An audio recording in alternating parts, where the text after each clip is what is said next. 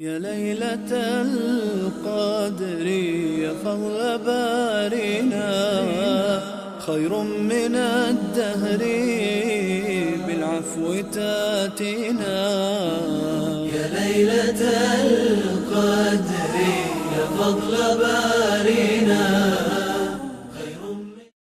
Assalamu alaikum, dear viewers, and welcome to the Daily Ramadan show, where we discuss daily du'as to be recited in this month. I'm your host, Naya Parmar. Ramadan is the month of mercy, the month of blessings, the month of forgiveness. And it is the month where we show Allah subhanahu wa ta'ala how good we can be. So now, by reciting these du'as, we want to remind ourselves of what we want to be instilled in our heart. So they're reminders that we have to keep in mind throughout the day. So, for example, yesterday we discussed about wisdom and awareness and how to get those qualities. So you had to practice them to show Allah subhanahu wa ta'ala that, oh Allah, I really do want these qualities in myself. Now, today, being the 4th of Ramadan, we'll be discussing the 4th daily dua, which reads, O Allah, on this day, please grant me power so that I will carry out your order, and give me the taste of the nice reference to you, and arouse me to be thankful to you through your magnanimity, and surround me with your guarding and covering, O the best seer of all those who can see. So we'll discuss the first verse, the first line, which is, O Allah, on this day, please grant me power so that I will carry out your order. So here we're asking Allah subhanahu wa ta'ala for tawfiq so that we can carry out what He has ordered us to do. Now today, we go through many difficulties. Yeah, everyone goes through many difficulties in carrying out Allah subhanahu wa ta'ala's orders. So sometimes someone may not know what that order is. Sometimes other people may not know how to carry out the order, how to carry out the duty. And other times we may not know, we just may not have the strength to actually carry out the order. Now in this line, we ask Allah subhanahu wa ta'ala for that kind of strength. In today's societies, some of today's societies, they take away the strength from the person itself. So, some societies may pressure that person. So let's say someone is individually carrying out his orders, like he's the only one in his society who's actually a Muslim, who's actually following the true path of Islam. Now in this case, he's going to suffer many pressures because he has to carry out his orders and he has social pressures as well. And in this way, he may be fulfilling the apparent obligations, like everything we know how to do, like salah, and we know how to fast, we recite Quran, but he may not be doing a whole bunch of other commandments like paying khums, etc. Now, for those who ask for physical empowerment, for those who ask for the strength, now first you need to know how to control your nafs. You need to know how to abstain from evil. Now this we practice in our fasts, as I mentioned a few days earlier. We practice physical empowerment. We try to ensure that we stay away from certain evils. Now, messengers. Let's switch the topic to messengers. When God sent messengers, He chose certain people who had special qualities. They had high levels of patience and other strengths that were needed to fulfill not only His commands, His usual commands of prayer, fasting, khums, jihad, etc., but also they were to guide other people to do the same. So they required double the strength. Now, so why didn't Allah subhanahu wa ta'ala send angels instead of these people?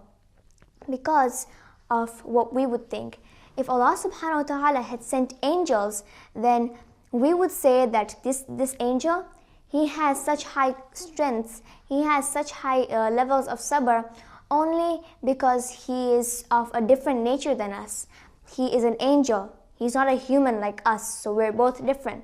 But Allah sent humans to guide us. He sent humans with high levels of sabr and strengths that could guide us, so that we knew that there were people who had the strengths, and we would attempt to have the same levels of sabr and strength to fulfill the commands ourselves. So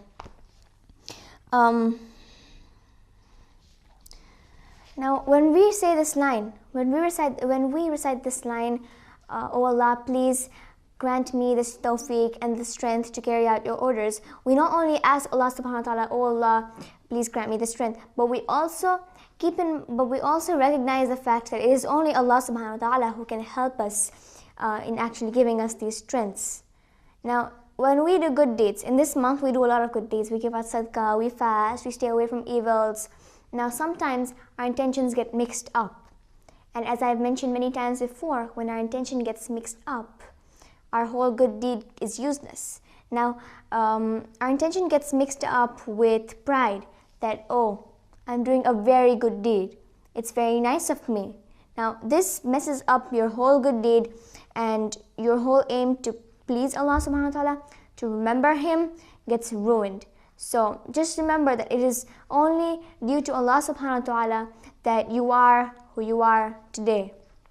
Yeah? And now I'll talk about the second line, which is, "And let me taste the taste of the nice reference to you."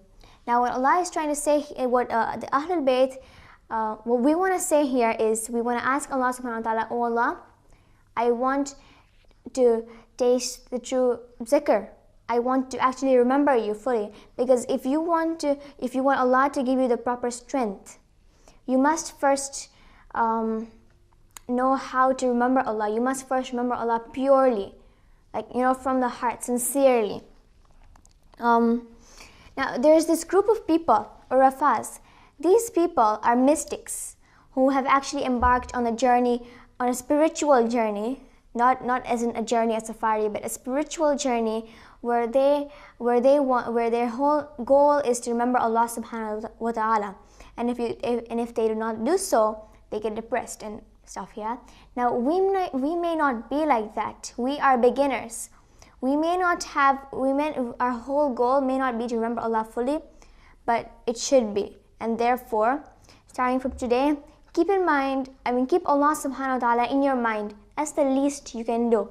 That's the first step you take. Keep Allah subhanahu wa ta'ala in your mind at all times. And there's a verse in the Holy Quran that says, one who relies on Allah subhanahu wa ta'ala, then Allah is enough for him. This means that when you have tasted the true zikr of Allah, you do not need anyone except Allah subhanahu wa ta'ala. You do not care about any material things. So let's start this from today. Let us each day keep 5 minutes on the side completely for the remembrance of Allah subhanahu wa ta'ala. So go into sajda, and for 5 minutes just think about Allah subhanahu wa ta'ala and all those blessings He has given you, and do shukr. Now, this is a transition to the next line. "And arouse me to be thankful to you through your magnanimity." In this line, we talk about shukr, and we'll do so after a short break.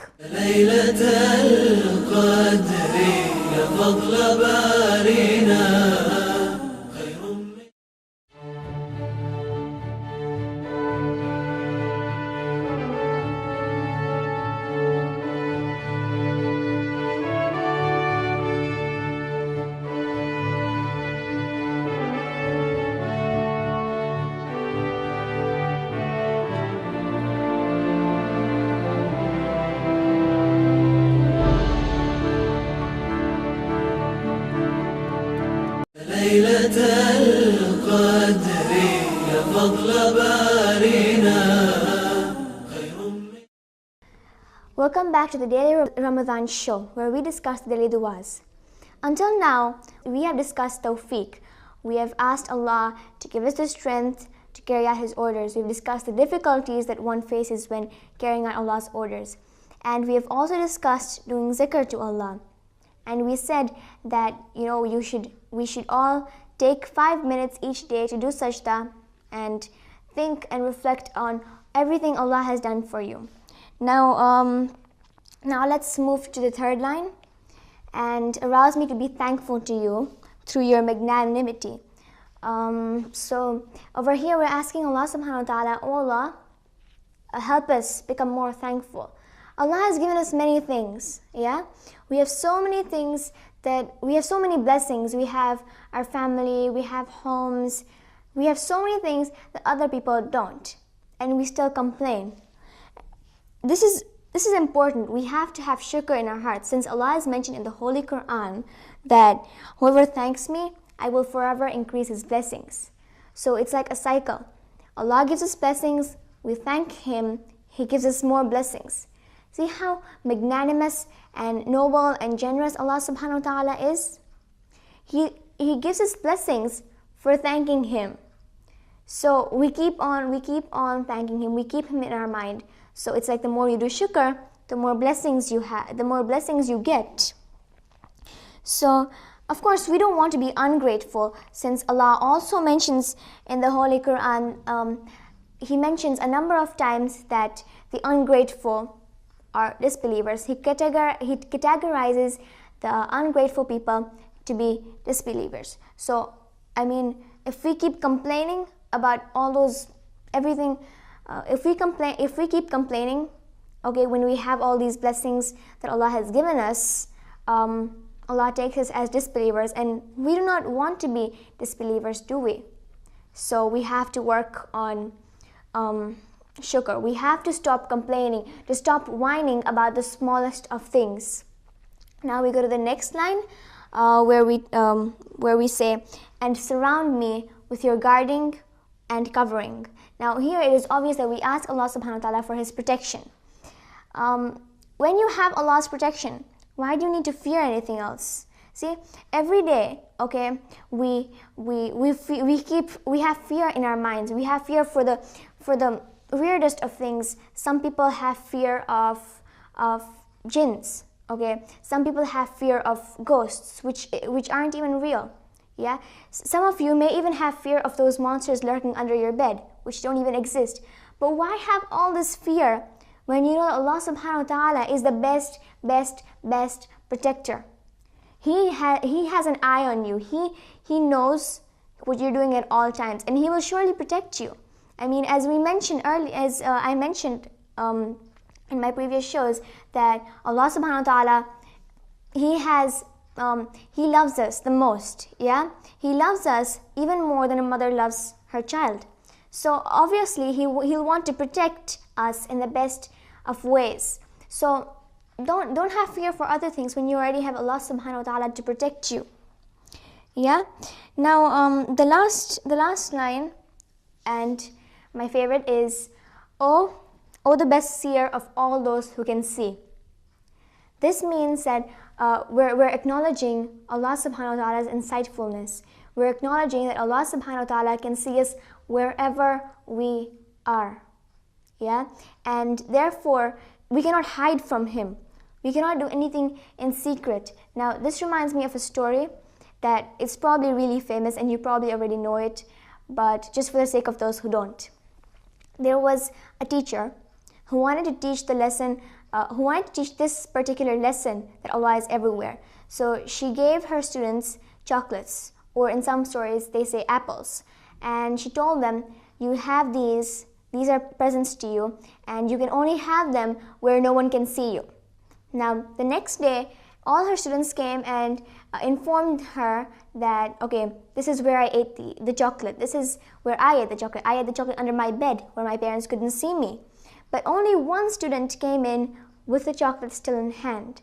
Only one student had truly learned the lesson, that Allah could not hide from Allah anywhere. So he gave the chocolate back to the teacher and he said, teacher, Allah can see me anywhere. I cannot hide from him, and therefore I could not eat your chocolate. This was a lesson the teacher wanted to teach the students, and that was our point. Now, Allah is the best of those who sees. He not only sees our deeds, but he can also see our intentions. This is very important. He knows what we're thinking. So when we do a good deed, Okay, remember I've spoken a lot about intentions. One more time. So when we do a good deed, our intention should be solely to please Allah subhanahu wa ta'ala. And as I mentioned, when we please Allah subhanahu wa ta'ala, He gives us loads of blessings, and therefore we do shukr, and then He gives us more blessings, etc. A whole cycle goes on. Now, so when we perform a good deed to please Allah subhanahu wa ta'ala, that's what Allah gives us. That's the reward Allah subhanahu wa ta'ala gives us. When we do a good deed to please Allah, He gets pleased and therefore rewards us. But when we do a good deed to show off to people, when we do a good deed to show people that, look, I'm doing a good deed, I am really nice, yeah, then that is the same reward you are going to get. You do a good deed to show off, that's what you're going to get. You're going to get the attention of people as a reward. You're not going to get the attention of Allah subhanahu wa ta'ala. So keep in mind, is this truly what you want Allah subhanahu wa ta'ala to see from you? Allah sees you everywhere, and you should show Him the best of you. You shouldn't show Him the worst of you. You should show Him the best of you, the best of your habits. So do good deeds, have good intentions, and try to instill these values in yourself. And now that we've discussed the dua, I'll recite it in Arabic. Let's just review everything I talked about. The first line, we talked about having tawfiq and strength to do things, to fulfill Allah's commands. And then we said that in order for this to happen, we need to have the remembrance of Allah subhanahu wa ta'ala in our minds at all times. And please remember, do a sajda each day in remembrance of Allah subhanahu wa ta'ala, at least for 5 minutes. We are not like the Urafa, who have completely embarked on a spiritual journey, but we're on a beginner level, and we should at least attempt to have the remembrance of Allah in our mind always. And in the third line, we spoke about shukr. Yeah, you should thank Allah. And we spoke about the cycle. You do shukr to Allah, He gives you blessings, and then you do more shukr. See? And we also mentioned that the disbelievers are those who are ungrateful. I mean, Allah categorizes in the Holy Quran the ungrateful to be the disbelievers. And we don't want to be the disbelievers. In the fourth line, we spoke about Allah's protections and the fears everyone has and why they shouldn't have them. And finally, we spoke about Allah's insightfulness, how He can see everything we do, and not only our actions, but our intentions as well, and how He rewards us accordingly. So now I'll recite the Arabic. Bismillah ar-Rahman ar-Rahim. Allahumma qawwini fihi ala iqamihi amrik, wa adhiqni fihi halawata dhikrik, wa awzi'ni fihi li'adai shukrika bikaramik, واحفظني فيه بحفظك وسترك يا أبصار الناظرين. So thank you for watching the Daily Ramazan show. May Allah grant us all tawfiq and strength to carry out His commands, and also to instill all those values we discussed today in our lives. And I'll see you tomorrow, same time, with the next dua. Assalamu alaikum wa rahmatullahi wa barakatuh.